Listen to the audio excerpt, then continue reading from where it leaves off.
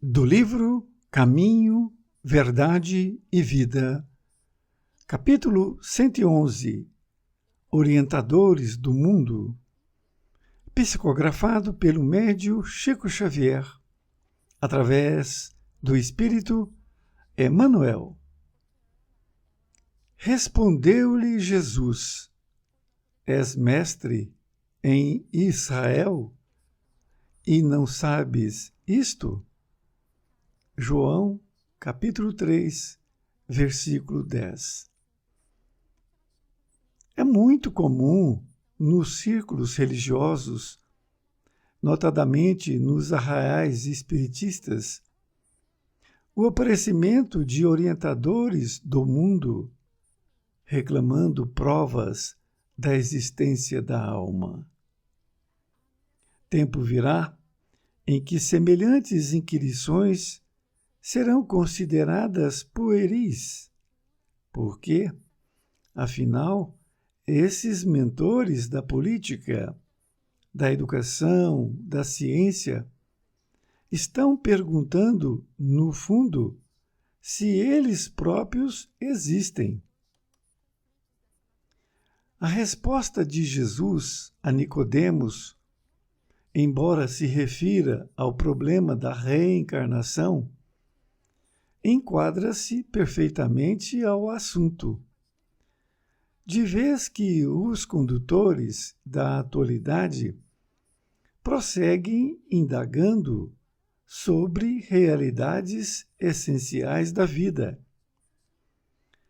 Peçamos a Deus, auxilie o homem para que não continue tentando penetrar a casa do progresso pelo telhado.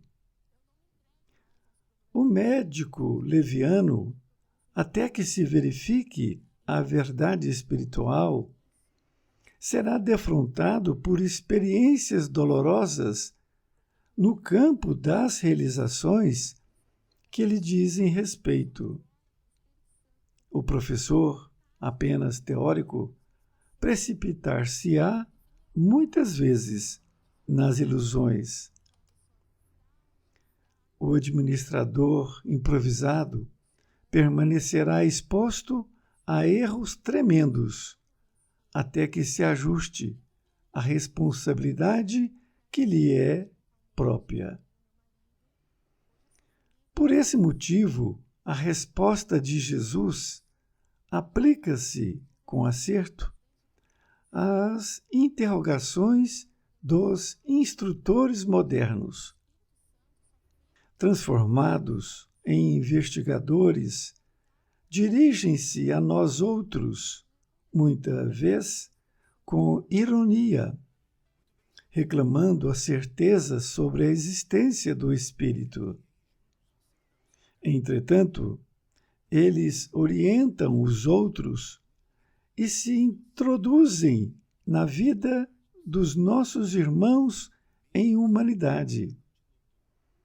Considerando essa circunstância, e em se tratando de problema tão essencial para si próprios, é razoável que não perguntem, porque devem saber.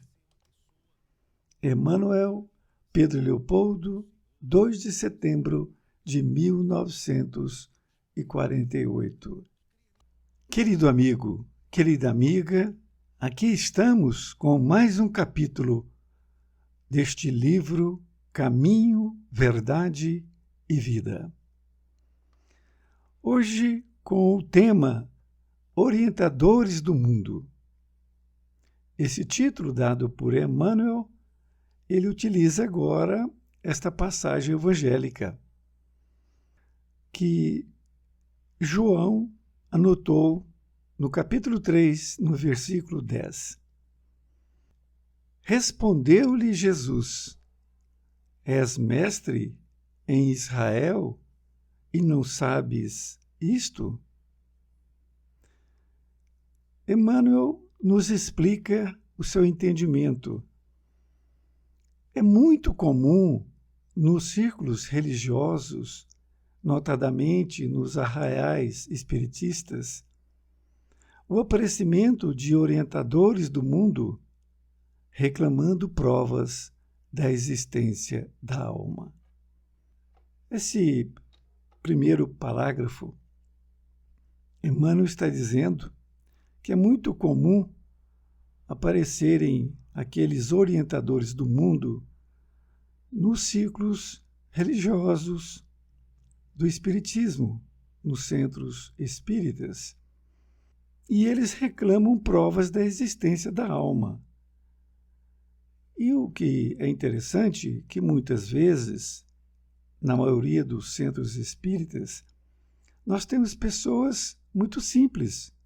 Nós temos pessoas que têm um conhecimento, um grau de universidade, mas aparecem esses orientadores do mundo, de todo tipo, querendo provas da existência da alma. Então, ele parece que, para aceitar o espiritismo, ele precisa de provas, provas e mais provas. Mas Emmanuel diz que tempo virá em que semelhantes inquirições serão consideradas pueris, porque, afinal, esses mentores da política, da educação, da ciência, estão perguntando, no fundo, se eles próprios existem. Olha que parte interessante. A palavra pueris significa frívolo, infantil. Ele está dizendo aqui, vai chegar um tempo que essas inquirições, ou seja, essas perguntas que querem que sejam comprovadas, vai acontecer que esses mentores da política, da educação, da ciência, que são aqueles que se referiu anteriormente, que são os orientadores do mundo, porque são orientadores. Aqueles da política, da educação, da ciência, são esses que ele se referiu anteriormente. Mas Emmanuel está afirmando que eles estarão perguntando sempre isso. Mas ele diz que no fundo, ou seja, no pano de fundo dessa situação, eles próprios não existem, porque eles têm essa dificuldade de entender o seu eu. Eles veem muito a sua parte, que ele hoje está no topo da sociedade. Então, seja o político, tudo para ele é política. Aquele da educação, por exemplo, matemática, ele só vê matemática na frente dele. E da ciência também, aquele que está dedicando à ciência, ele está focado na ciência. E tudo é isso, é o que ele vê. E ele, então, ele quer provas, mais provas da existência da alma, que nem isto ele acredita, muito menos a reencarnação. Nesta outra parte, Emmanuel diz: a resposta de Jesus a Nicodemos, embora se refira ao problema da reencarnação, enquadra-se perfeitamente ao assunto, de vez que os condutores da atualidade prosseguem indagando sobre realidades essenciais da vida. Ele está nos informando que, embora esta questão, essa pergunta que foi feita a Nicodemos se refira à reencarnação, mas ela enquadra perfeitamente neste assunto da existência da alma, que esses condutores que nós dissemos anteriormente, eles prosseguem indagando. Na verdade, eles estão perguntando, mas eles não querem aceitar, eles não querem assumir a realidade, porque é o orgulho que é muito grande, dessas pessoas que, ao invés deles pararem, olha, eu vou estudar então a essência da doutrina espírita, porque eu vou ter um conhecimento maior, para que eu possa ter essa noção que existe ou não existe a reencarnação. Porque se você quer aprender uma ciência, uma matemática, por exemplo, você tem que estudar matemática. Não tem como você saber de determinada área do conhecimento se você não estudar. Assim é o Espiritismo. Então, as pessoas que têm um nível intelectual alto em qualquer área do conhecimento, eles são incrédulos. Por quê? Porque não estudaram a doutrina espírita. E quando ainda estuda, eles levam muito pelo caminho da razão. Existe essa parte da razão, mas tem também a parte emoção, para que a gente possa tirar um pouco do nosso orgulho, para que a gente possa acessar a realidade. Muitas vezes isso não acontece com algumas pessoas. Continua dizendo que peçamos, vamos pedir a Deus que auxilie o homem para que não continue tentando penetrar a casa do progresso pelo telhado. Olha que frase magnífica. Ele está dizendo que nós temos que pedir a Deus para auxiliar o homem, para que ele não continue tentando penetrar na casa do progresso pelo telhado. Veja bem, o telhado em uma casa é aquilo que está no alto. Então, essas pessoas que detêm um conhecimento da área, seja na medicina, na engenharia, ou filosofia, enfim, não é por aí que você vai adentrar no progresso. Ou seja, conhecer as outras doutrinas, conhecer as outras áreas do conhecimento. É necessário que ele abandone um pouco aquilo que ele sabe da sua área e não querer aplicar a doutrina espírita na sua área. Isso que é o problema. É muito interessante. Então, para que você possa, nós temos que vir pela fundação da casa.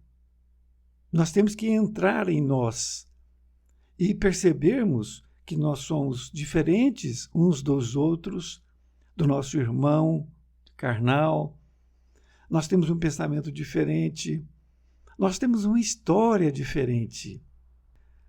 E continua dizendo que o médico leviano, até que verifique a verdade espiritual, será defrontado por experiências dolorosas no campo das realizações que lhe dizem respeito.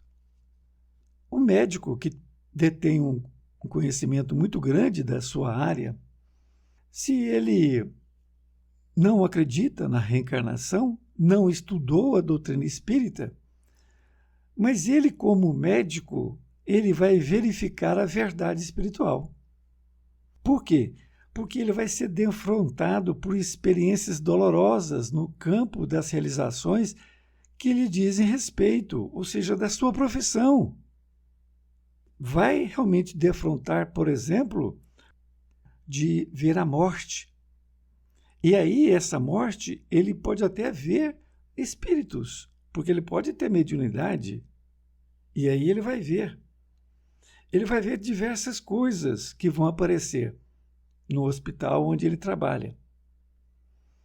Da mesma forma, o professor, apenas teórico, precipitar-se-á muitas vezes nas ilusões. Ele está também afirmando que o professor, por sua vez, que vai querer ensinar, mas se ele for questionado sobre essa questão, ele não vai saber como dizer qualquer coisa a esse respeito. Ele vai manifestar realmente uma pessoa que desconhece o assunto. Nesta outra parte, ele fala agora de outro profissional, que é o administrador improvisado, permanecerá exposto a erros tremendos, até que se ajuste à responsabilidade que lhe é própria. Temos mais um profissional, que ele também vai ser testado, ele vai ser colocado, exposto com erros tremendos que vão ocorrer. E ele não vai entender o porquê daquilo. Porque tudo na vida é o Espírito. Tudo na vida é o Espírito que comanda o corpo. E ele ainda diz que, por esse motivo, a resposta de Jesus aplica-se com acerto às interrogações dos instrutores modernos. Ele diz que realmente esta pergunta que foi dita e que foi respondida por Jesus, ela cabe nessa situação toda que nós estamos vivendo. Transformados em investigadores, dirigem-se a nós outros, muitas vezes com ironia, reclamando a certeza sobre a existência do Espírito. Olha que interessante. Isso acontecia muito no passado. Hoje até não acontece. Quando nós falamos de espiritismo, ou que a pessoa saiba que nós somos espíritas, ele não age mais com ironia. Por quê? Ele ignora. Então ele já fica com determinado receio. Mas antigamente acontecia muito isto. Hoje é muito raro uma pessoa agir com ironia. Até porque a doutrina espírita ela é vista pelas outras religiões como uma doutrina que faz caridade e tudo mais. Mas ele diz que, entretanto, eles orientam os outros e se introduzem na vida dos nossos irmãos em humanidade. Eles estão orientando pessoas, essas criaturas, esses instrutores.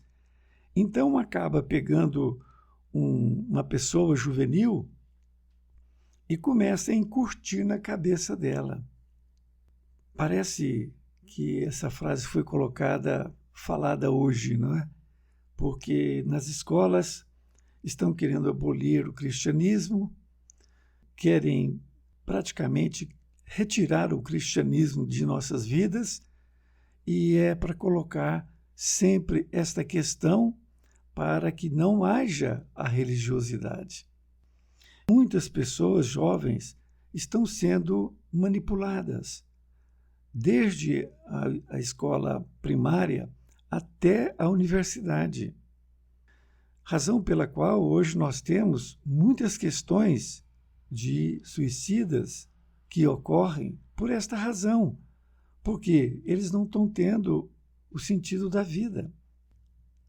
E ele conclui, considerando essa circunstância e em se tratando de problema tão essencial para si próprios, é razoável que não perguntem, porque devem saber. Se ele sabe tudo, ali está expondo, seja na medicina, na odontologia, na engenharia, se ele sabe tudo sobre aquilo, eles também deveriam saber desta parte. É isto que Emmanuel coloca para nós, que nós possamos levar a doutrina sempre, não com o objetivo de converter as pessoas. Nós não temos essa obrigação e nem nos foi dito isso para que nós possamos converter. Nós temos que esclarecer. Temos que dizer as bases para que a pessoa pelo menos saiba o que é a doutrina espírita. A doutrina espírita, nós temos que mostrar para a pessoa o que é, para ele não confundir com outras religiões. Um grande abraço e até mais ver, e fique com Deus.